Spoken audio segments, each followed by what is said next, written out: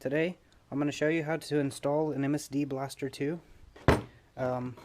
part number 8202, and the universal coil bracket, part number 8213. You'll need an 8mm socket with a drill, or you can do this by hand or a hammer, it doesn't matter. Something to cut wires, which I usually use dikes, they work pretty good. Wire with, probably couple feet in length. It doesn't matter what color, just as long as you know the color difference.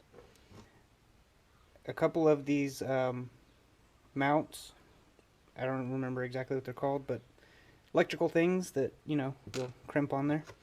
An 8mm wrench, electrical tape, and of course the bracket. And I'll show you exactly what I mean by what we're going to do with all this stuff, so sit tight. Okay, everybody, what we're going to want to start doing, we're going to locate the coil in the igniter, which is right here. We're going to take this apart, undo the coil wire, make sure the plug's undone, and find the 10mm bolts that hold it in. We'll loosen the bolts up.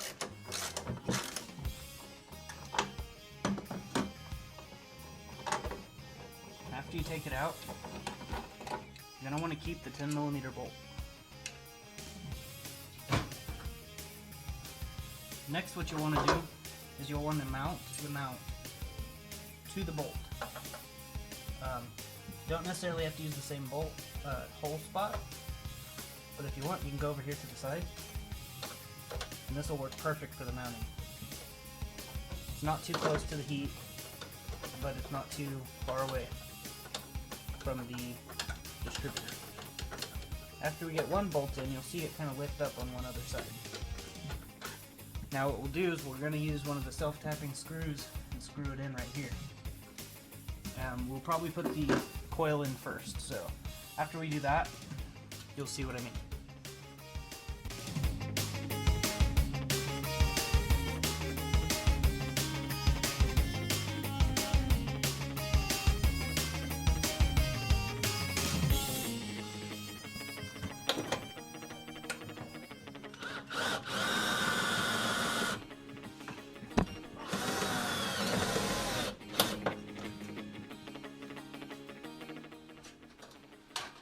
Okay, you'll locate the connector that was connected to the coil, which would be this 2-prong right here.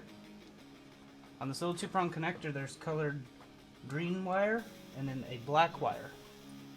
The green wire goes to the negative. So what you'll do is you'll take the green wire here, or the white wire, which was my black wire, if you were to do it that way, and we're going to splice into this wire at the black, and then the green will go to the positive, and then we'll put those on there.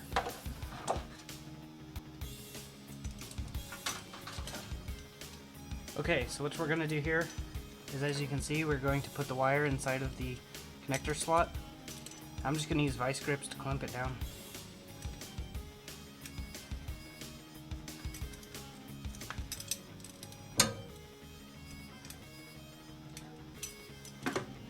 You want it to be pretty firm. And I'll do the same thing with the ground wire. Kind of just twist it in there a little bit. Make sure it's going to make a good connection. And we'll clamp it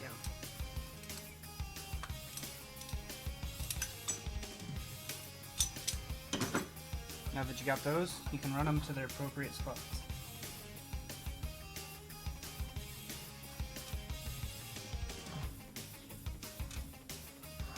The red will go to the positive. We'll put the lock washer on top.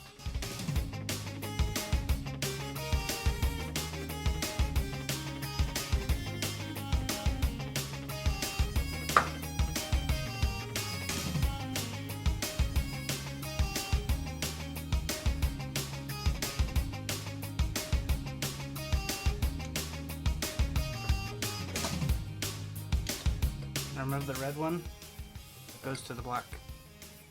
That'll be your positive. The black is not negative in this case. The white would be our black for our ground. That'll go to the green.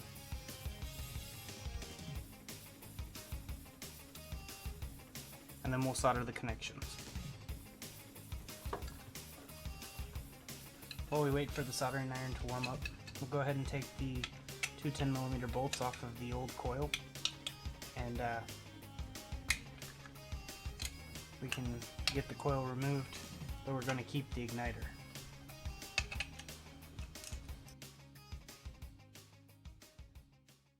Now there's two bolts here. You'll see there's an 8mm on both of these, and then Phillips head. We'll go ahead and remove those two. Okay, we got both of the bolts out. We'll take this out, but we'll make sure to keep this here,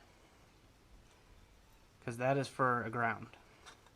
So we'll go ahead and we'll attach this up here to this one. Over here, we'll bolt this thing up down here.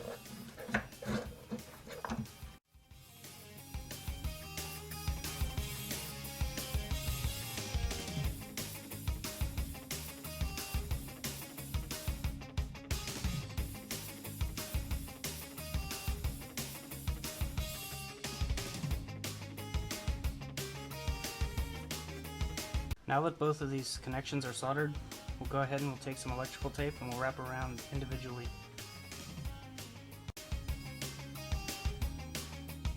Now that both of the connections are completely tightened up, no longer exposed, we'll go ahead and we'll electrical tape around them both to make it like one solid harness.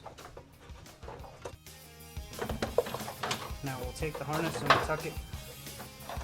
We'll connect the connectors down below, down here, where the ground wire is now at, and where the igniter is relocated to. After that is done, we'll tuck these wires down to make the engine bay just look a little bit better.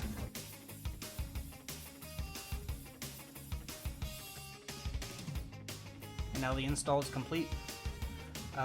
If I go to start it and it doesn't start, that's because my fuel pump's actually out. It has 8-year-old bad gas, so we circulated it and it kind of clogged the pump up. My new Walbro pump will be in here soon, and then it'll start right up, but I'll spray some starting fluid in so you can hear it run.